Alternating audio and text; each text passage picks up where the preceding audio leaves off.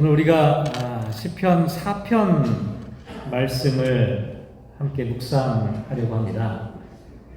시편 4편은 다윗이 압살롬의 반역을 피해서 도망칠 때 쓴 시로 알려져 있죠. 사무엘하 13장 이하를 보면 이 시의 배경이 자세하게 기록되어져 있는데요. 다윗의 세 번째 아들이었던 압살롬이라고 하는 사람이 등장합니다. 압살롬의 누이 동생이 다말이라고 하는 여인인데요. 근데 불행한 일이 벌어지게 됩니다. 배다른 형제였던 암논이라고 하는 사람에 의해 다말이 강제로 추행을 당하게 되죠. 그리고 버림을 받게 됩니다. 누이 동생의 비극을 경험했던 압살롬은 원수를 갚기 위해 암논을 죽이게 되죠.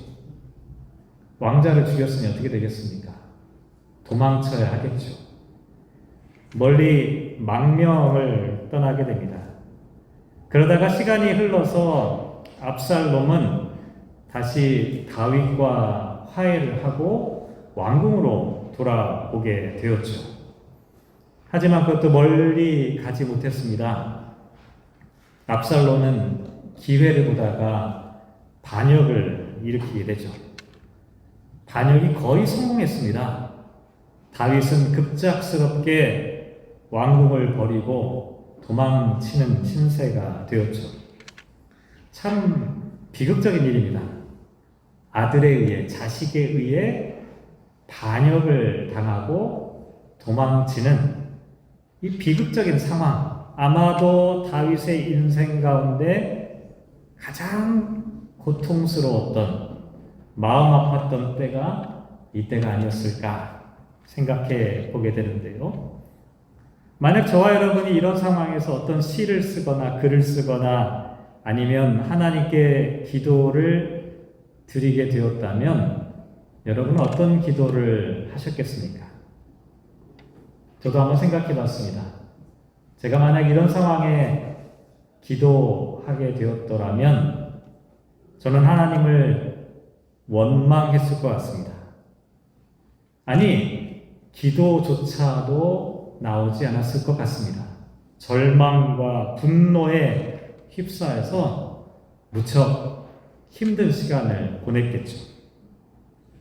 그런데 참 묘하게도 오늘 시편 4편에 나와 있는 글을 보면 너무나 비극적인 상황에서 쓴 시임에도 불구하고 8절을 보면 내가 평안히 눕고 자기도 하리니 나를 안전히 살게 하시는 이는 오직 여호와이시니이다 라고 말합니다. 기가 막힌 표현이 아닙니까? 나 이제부터는 두 발 쭉 뻗고 편안하게 잠을 잘 거다. 어떻게 이런 말을 할 수 있었던 것일까요? 사실 이 구절 때문에 시편 4편을 저녁의 기도 이렇게 별명을 붙입니다. 그런데 다윗은 극심한 고통과 절망과 좌절 속에서 이렇게 평안한 잠을 잘 수 있겠다. 이렇게 말하는 이유는 과연 무엇 때문일까요? 오늘 설교 제목이 나를 살게 하시는 이, 고난과 고통 속에서도 나를 살게 하시는 분은 오직 하나님이다. 이렇게 고백하였던 다윗의 믿음이 무엇인지를 함께 생각해 보려고 합니다.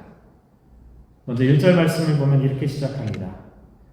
내 의의 하나님이여 내가 부를 때 응답하소서. 곤란 중에 나를 너그럽게 하셨사오니 내게 은혜를 베푸사 나의 기도를 들으소서.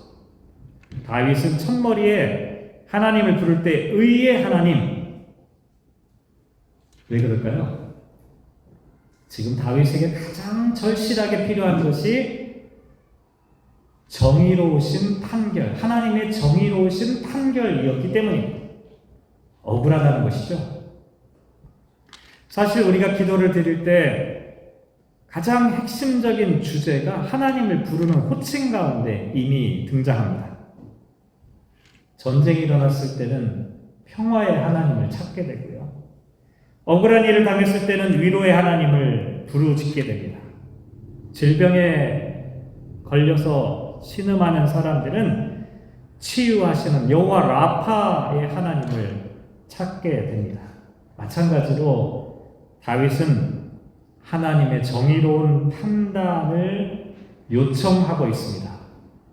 지금 다윗에게 벌어지고 있는 이 상황이 불의하다라고 생각하기 때문입니다. 계속해서 다윗은 이렇게 말합니다. 곤란 중에 나를 너그럽게 하셨사오니. 곤란이라고 하는 단어를 찾아보니까 좁은 협곡, 시편 23편 4절의 사망의 음침한 골짜기 거의 비슷한 표현입니다. 이 곤란 중에 나를 너그럽게라고 하는 단어는 넓게 한다라고 하는 뜻을 갖고 있습니다. 성경에 나와 있는 이 표현들은 대단히 상징적인 의미가 많이 있는데요. 좁은 공간은 그냥 실제 좁은 공간일 수도 있지만 고난과 핍박의 상황을 나타내고요. 넓은 공간은 하나님의 구원의 풍요로움과 안전을 상징하는 표현입니다. 그러니까 곤란 중에 좁은 그 협곡에서부터 나를 넓게 하셨다라고 하는 것은 하나님의 구원을 나타내는 표현이죠. 그런데 여기서 중요한 표현은 너그럽게 하셨다라고 하는 이 동사의 시제입니다. 히브리어 문법에 따르면 이 시제가 완료형으로 되어져 있는데요. 영어로 보면 그냥 과거형이라고 생각하시면 됩니다. 무슨 얘기냐면 다윗은 과거에 하나님께서 베풀어 주신 풍성한 은혜를 체험했다라는 표현입니다. 과거의 체험, 과거의 경험을 통해 현재 내가 당하고 있는 이 어려움, 이 속에서도 하나님께서 은혜를 베풀어 주시고 자신의 기도를 들어주실 것을 확신한다라고 말하고 있는 것입니다. 우리 과거의 신앙 체험이요, 대단히 중요합니다. 이제 다음 달 되면 우리 중고등부 아이들 또 새싹교회 유초등부 아이들이 성경학교를 하게 되는데 그냥 연례 행사가 아닙니다. 대단히 중요한 일입니다. 신앙의 체험을 갖는 것은 정말 무엇과도 바꿀 수 없는 일입니다. 왜냐하면 내가 옛날에 이렇게 신앙 체험을 했어 라고 자랑하기 위해서가 아니라 과거의 신앙 체험은 과거의 일로만 끝나지 않고 현재 우리가 직면하고 있는 어려움과 시련과 문제를 극복할 수 있는 길잡이가 되기 때문입니다. 다윗은 지금 그렇게 말하고 있는 것이죠. 자기가 과거에 경험했던 하나님에 대한 신앙 체험을 통해 내가 지금 말할 수 없는 고통과 고난을 당하고 있지만 그 어려움 속에서도 하나님께 간구하고 있다는 것입니다. 하나님께서는 과거에 나를 구원하셨던 것처럼 현재에도 하나님의 구원을 베풀어 주실 것을 확신한다라고 말하는 것입니다. 또 2절 말씀에 보면 이렇게 다윗은 말합니다. 인생들아 어느 때까지 나의 영광을 바꾸어 욕되게 하며 헛된 일을 좋아하고 거짓을 구하려는가. 인생들아, 사람들아, 이건 그냥 일반적인 사람들을 얘기하는 게 아니라 다윗을 배신하고 압살롬의 편에 합류한 반역자들을 지칭합니다. 그들이 어떤 일을 행했냐면 나의 영광을 바꾸어 욕되게 한다. 하나님께서 다윗에게 허락하신 왕권을 무너뜨리고 헛된 일을 좋아하고 거짓을 구한다. 압살롬과 함께 반역을 꾀하고 있는 이 모든 행위를 나타내는 것이죠. 실제로 열왕기하 15장 14절 말씀에 보면 다윗이 신하들에게 이렇게 말합니다. 일어나 도망하자. 그렇지 아니하면 우리 중 한 사람도 압살롬에게서 피하지 못하리라. 빨리 가자. 두렵건대 그가 우리를 급히 따라와 우리를 해하고 칼날로 성읍을 칠까 하노라. 일촉즉발의 상황입니다. 압살롬과 배신자들의 반역으로 인해 다윗은 급히 예루살렘 성을 버리고 도망칠 수밖에 없었습니다. 또 사무엘하 15장 30절 말씀에 보면 어떤 모습으로 도망치고 있었냐면 다윗이 감람산 길로 올라갈 때 머리를 가리우고 맨발로 행하고 저와 함께 가는 백성들도 각각 그 머리를 가리우고 울며 올라가니라. 머리를 가린다. 영광과 명예가 다 사라져버렸다 라고 하는 뜻을 갖고 있습니다. 깊은 슬픔이죠. 맨발로 행한다.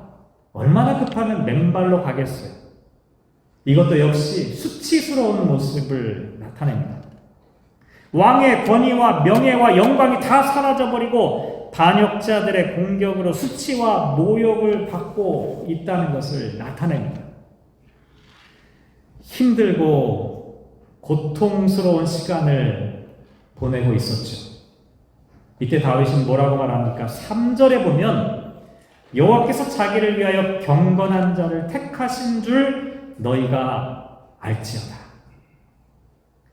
비참하게 맨발로 울며 머리를 가리고 도망치고 있는 다윗이 하나님께서 나를 택하셨다라고 말하고 있습니다. 여기 택한다는 말은 그저 구별하거나 선택하는 정도가 아닙니다. 하나님께서 그 사람을 택하셔서 존귀한 자로 구별하여 세우셨다라고 하는 의미를 갖고 있죠. 참 놀라운 일이 아닐 수가 없죠.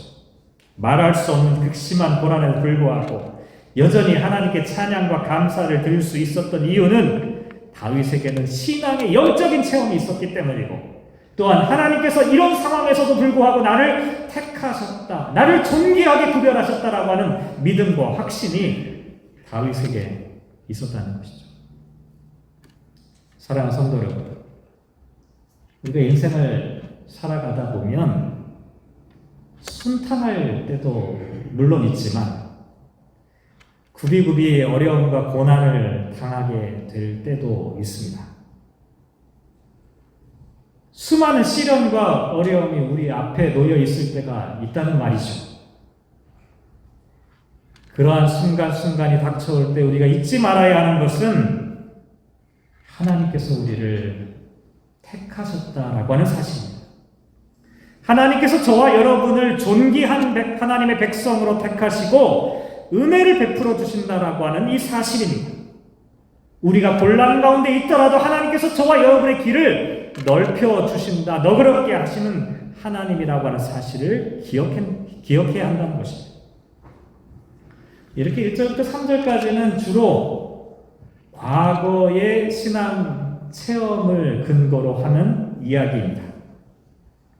4절과 5절에는 현재의 모습을 말하고 있습니다. 먼저 4절 말씀해 보면 너희는 떨며 범죄하지 말지어다. 자리에 누워 심중에 말하고 잠잠할지어다. 너희는 떨며, 이 떤다라고 하는 것은요, 분노한다라고 하는 뜻입니다. 얼마나 열받으면 이 사람이 몸을 부르르 떨고 있는 그와 같은 상태를 나타내죠.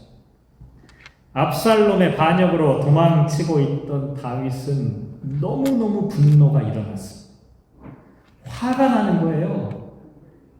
도무지 이런 일이, 어떻게 나에게 이런 일이 일어날 수 있을까? 아들 녀석의 반역과 아들 녀석의 반역에 동조하고 있는 이 반역자, 배신자들을 생각하니까 몸이 부들부들 떨리는 것이죠. 그런데 다윗은 스스로에게 말하는 겁니다. 너희는 떨며 범죄하지 말지어다. 비록 분노가 일어나는 이 상황이더라도 분노의 지배를 받지 않도록 하라라고 하는 것입니다. 왜 그런 줄 아십니까? 분노의 지배를 받게 되면 처음에는 그 사람이 잘못했기 때문에 내가 정당한 분노를 하더라도, 의로운 분노를 하더라도 시간이 지나면 지날수록 우리는 분노의 앞잡이가 되어버립니다. 분노의 종이 되어버리는 것이죠. 다윗은 스스로에게 명령하고 있는 것입니다. 화가 나더라도, 열받더라도 그것 때문에 내가 또 다른 범죄를 하지 않도록 내 자신을 컴다운하고 있는 거죠.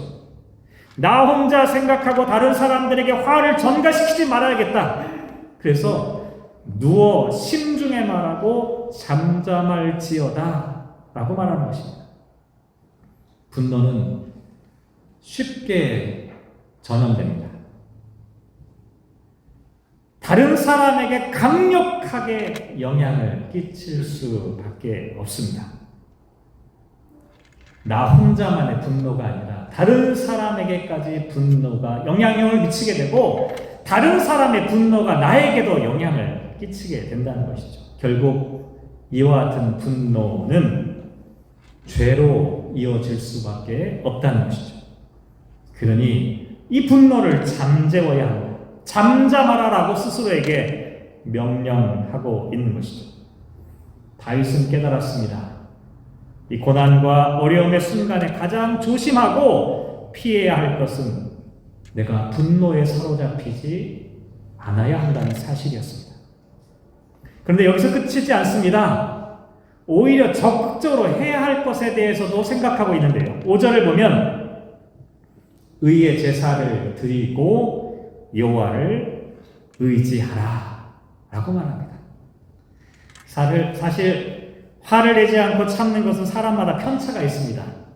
그러니까 얼마나 참아야 하는지 사람마다 다르기 때문에 정확하게 평가해서 이야기할 수가 없습니다. 또 무조건 참는 것 때로는 좋은 일이 아닐 수도 있습니다. 문제가 해결되지 않을 수도 있다는 얘기입니다. 그래서 분노를 조절하고 피하는 것도 대단히 중요한 일이겠지만 더 중요한 것은 그런 상황에서도 해야 할 일을 하는 것입니다. 분노를 표출하지 않고 참는 것뿐만 아니라 적극적으로 의로운 제사를 드리고 하나님을 의지하는 것이 더 중요하다는 것이죠. 사랑하는 성도 여러분, 혹시라도 고난의 터널을 지나고 있을 때 우리가 해야 할 일이 과연 무엇일까요? 하나는 것을 참아내는 것 중요합니다.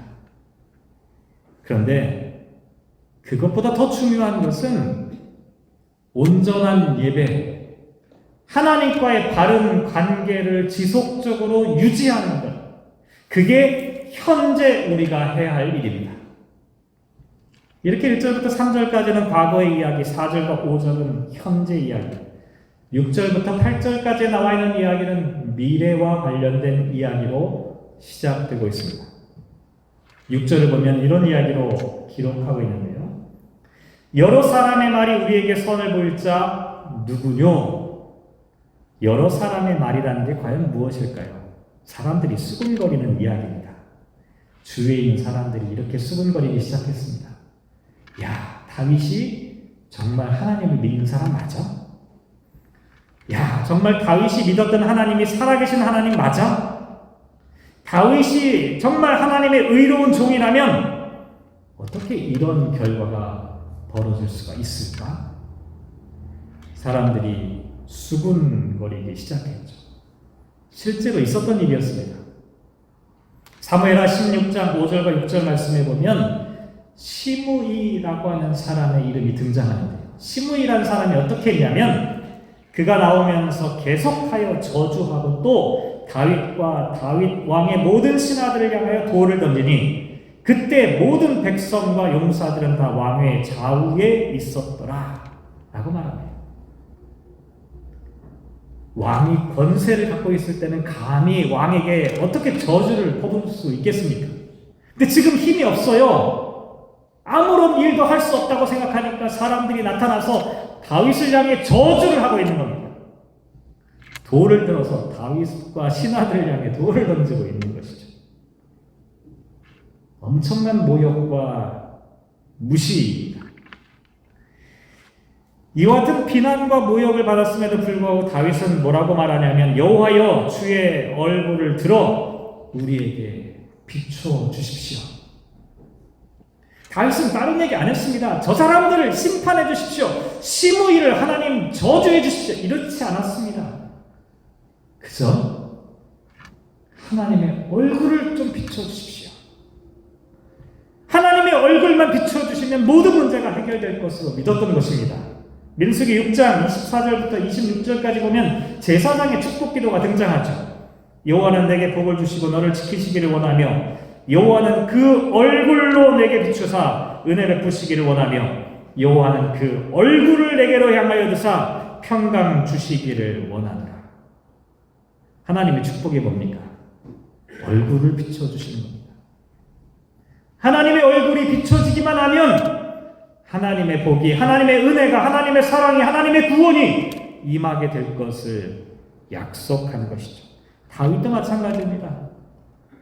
내가 지금 엄청난 모욕과 고난과 시련을 당하고 있지만 다른 거 필요 없습니다. 하나님 얼굴만 비춰주십시오. 그리고 그렇게 되면 하나님께서 얼굴만 비춰주시면 7절에 보면 주께서 내 마음에 두신 기쁨은 그들의 곡식과 새 포도주가 풍성할 때보다 더하니이다. 추수를 마친 후에 농부가 누리는 포만감, 만족감, 행복함보다 하나님께서 얼굴만 비춰주시면 나는 그것으로 다른 어떤 기쁨보다 최고의 기쁨을 맛볼 수 있다라고 고백하고 있는 것이다. 그러면서 마침내 8절 말씀에 보면 내가 평안히 눕고 자기도 하리니 나를 안전히 살게 하시는 이는 오직 여호와이시니이다. 말씀드린 대로 미래형입니다. 하나님께서 나를 살게 하실 것이니 이제부터는 아무리 힘들고 고달프고 피곤하고 고통스럽고 괴롭더라도 나를 살게 하시는 하나님을 믿고 나는 평안하게 쉴 수 있다. 잠을 잘 수 있겠다. 설교를 마무리하도록 하죠. 지난 월요일부터 목요일까지 해외 한인 장로회 저희 교단 총회 임원회가 우리 빅토리아에서 진행되었습니다. 5월 달에 총회를 준비하기 위한 마지막 모임이었는데 혹시 여러분들 뭐 총회는 뭐고 노회는 뭐고 뭐 이런 생각하실 것 같아서 잠깐 설명을 드리면 교회라고 하는 큰 카테고리 안에 지금 우리와 같은 로컬 처치가 있고 그 다음에 노회가 있고 총회라는 것이 있습니다. 이 모두가 다 교회의 테두리 안에 있는 모임들이라고 할 수가 있습니다. 어쨌든 이번에 모임을 진행하는 과정에 제가 어떤 한 분 목사님과 대화를 나눌 기회가 있었습니다. 이분이 사실은 어려운 상황 가운데 있었어요. 작년에 총회 임원이 되었음에도 불구하고 교회를 사임하고 나올 수밖에 없는 그런 상황에 놓여 있었습니다. 제가 그 상황을 알고 있었기 때문에 이번에 만났을 때 조심스레 여쭤봤습니다. 목사님 어떻게 잘 지내고 계신가요? 힘드실 텐데 괜찮아요? 제가 물어봤더니 이 목사님이 오히려 자신의 신앙 간증을 이야기해 주셨습니다. 그분은 미국에서 목회를 하셨는데 대학교를 졸업하고 미국으로 건너오게 되었습니다. 신학교를 다니면서 교회 사역을 처음 시작하게 되었는데 여러 가지 어려움을 겪게 되었다라고 말합니다. 대학교를 마치고 왔으니 언어가 자유롭지 않죠. 또 이민 목회 경험이 없으니 유스그룹, 우리식으로 따지면 푸른교회 중고등부입니다. 유스그룹 전도사를 시작하게 되었는데 여러분들 미국에 있는 교회의 유스그룹은요 부모님들의 성화가 대단해요. 교회 모든 에너지가 유스그룹 안에 다 모여 있어요. 유스그룹 사역자를 뽑는 일이 담임 목사를 뽑는 일보다 더 중대한 일로 사람들이 생각할 정도입니다. 그런데 누가 소개를 해줘가지고 교회 유스그룹 지도자, 교육전사를 시작하게 됐어요. 근데 경험도 없고 언어도 어려우니 어떤 걸 해야 될지 막막했습니다. 주일마다 학생들을 만나는 게 너무 괴롭고 고통스러워서 중간에 한국으로 돌아갈 생각을 여러 차례 하게 되었어요. 마침 신학교를 같이 다니는 친구 전도사님이 그 목사님을 도와주려고 금요일 날 프라이데이 나이트 서비스가 뉴스그룹 아이들에게 상당히 많이 있었는데 그 행사에 그 목사님, 그 전도사님 그리고 아이들을 초대하게 되고 왜냐하면 너무 힘들어하니까 뭘 해야 될지 모르니까 그래 우리 교회 와서 어떻게 하는지 한번 보십시오라고 행사 초대를 해준 겁니다. 이 목사님이 교회에 있는 밴을 타고 15인승 밴에 한 12명 되는 뉴스그룹 아이들을 태워놓고 그 전도사님 사역하시는 교회로 운전해서 가기 시작했습니다.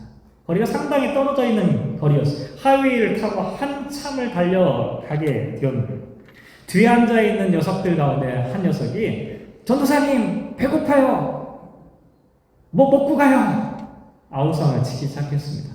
한 명이 그러니까 옆에 있는 애들까지 다 그러는데 전도사님, 그때 당시 전도사님이죠. 생각해보니까 집회가 끝나고 난 다음에 피자를 준다고 하긴 했지만 그때까지 아이들이 배가 고플 것 같은 생각을 하게 되었습니다. 그래? 그럼 우리 저기 맥도날드 보이니까 빠져나가서 햄버거 하나씩 먹고 가자. 차를 맥도날드를 향해서 엑싯을 나가게 되었습니다. 나가서 맥도날드를 향해 딱 나가는데 갈림길이 하나 있었어요. 한쪽에는 맥도날드, 한쪽에는 한글로 되어 있는 교회가 하나 있었습니다. 여기도 한인교회가 있구나 생각하고 맥도날드 쪽으로 방향을 틀려고 하는 순간에 자기를 초대해 주었던 전도사님이 그 교회 간판 옆에서 자기를 향해 손을 들고 있는 모습을 발견하게 된 겁니다. 그러면서 손짓을 하면서 주차장 뒤로 이렇게 차를 대라고 안내를 해 주시는 것이죠. 이 목사님이 너무 깜짝 놀라가지고 앞으로 운전해서 20분 이상을 더 하이웨이를 달려가야 그 전도사님의 교회가 있는데 중간에 아무 생각 없이 빠져나왔는데 거기에 그 전도사님이 자기를 기다리고 있었던 겁니다. 자초지정을 물어보니까 친구 전사님은 2주일 전에 섬기던 교회를 사임하고 새로운 교회로 가셔서 그 교회에서 새로운 프로그램을 막 진행하고 계셨던 것이었습니다. 그래서 그 행사에 자기를 초대해 준 것이었어요. 근데 이 목사님이 전사님 때는 그 사실을 모르고 둘이 서로 미스커뮤니케이션 된 겁니다. 당연히 새로 옮긴 교회로 알 줄 알았던 전사님과 당연히 예전에 섬기던 그 교회만 알고 있었던 두 분이 서로 전혀 소식을 제대로 주고받지 못했던 것이죠. 앞으로 20여 분 정도를 더 가서 아무도 없는 그 교회 아이들을 내려놓고 만약에 다시 어디로 갈지를 몰라서 방황했더라면 아마 이 목사님은 엄청나게 큰 낭패를 겪게 되었을 것입니다. 그때 이 전사님이 큰 깨달음을 얻게 되었다고 해요. 별것 아닌 것처럼 보이지만 하나님께서 나의 삶을 인도하고 계시는구나. 내가 지금 너무나 힘들고 어려운 상황에 놓여 있는데 그럼에도 불구하고 하나님께서 나를 도와주고 계시는구나 라고 하는 사실을 깨달았다는 거예요. 이게 이분에게는 목회의 현장에서 앞으로 펼쳐질 여러 가지 삶의 여건 가운데서도 흔들림 없이 자신의 삶을 살아갈 수 있었던 힘이 되어온 거라고 고백합니다. 그러면서 저에게 말씀하시는데 목사님 걱정 없어요. 제가 힘들고 어려울 때는 다른 것 생각하지 않고 딱 한 가지만 생각합니다. 내가 하나님과의 관계가 바른가? 내가 하나님과의 바른 관계를 맺고 있는지 저는 이거 하나만 살펴보게 됩니다. 상황은 좋을 수도 있고요. 나쁠 수도 있어요. 상황은 유리할 수도 있고 불리할 수도 있습니다. 중요한 것은 내가 지금 하나님과 바른 관계를 맺고 있느냐가 중요하다는 겁니다. 살다 보면 이런 일 저런 일이 많은 것이 우리들의 인생살이죠. 좋은 일만 있을 수가 없죠. 그런데 그럴 때 어떻게 살아가는 것이 그리스도인다운 삶일까? 간절히 바라기는 다윗이 과거의 신앙 체험을 기억하면서 곤란 중에 나를 너그럽게 하셨던 그 하나님, 나를 택하신 하나님을 기억하면서 하나님을 의지했던 것처럼 현재 내가 살아가야 될 삶을 바르게 살아가는, 분노에 사로잡히지 않고 온전한 예배를 드리는 삶을 살아가는 삶, 그렇게 살아가는 다윗에게 하나님께서는 기쁨과 평안함을 허락해 주시고, 그리고 나를 안전하게 살게 하시는 이는 오직 여호와 하나님임을 고백하며 안식을 누릴 수 있다 라고 말하는 것처럼, 저와 여러분도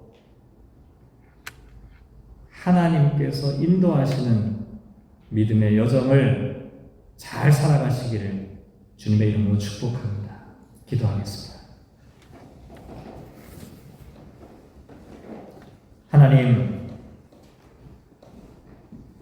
하나님께서 우리를 선택하여 주셨습니다.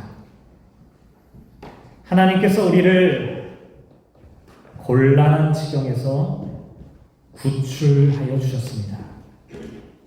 과거에 그러하셨으니 지금도 그러하시리라 믿습니다. 앞으로도 하나님께서 도우시리라 믿습니다. 그러하오니 저희들의 삶 가운데 원망과 불평과 분노가 아니라 감사와 은혜가 넘치는 삶을 살아가게 하여 주십시오. 하나님께서 우리를 평안하게 인도해 주실 것이니 하나님과 관계를 바르게 맺고 있는 사람에게는 하나님께서 붙잡아 주실 것이니 평안한 안식을 누리며 살아가는 우리 모두가 되게 하여 주십시오. 부활하신 주님께서 저희들의 각 사람에게 찾아오셔서 우리도 살아나게 하여 주십시오. 새로운 생명력을 가지고 하나님의 은총 가운데 복된 삶을 살아가게 하여 주십시오. 함께 하시기를 간절히 소망하며 이 모든 말씀 예수님의 이름으로 기도합니다. 아멘.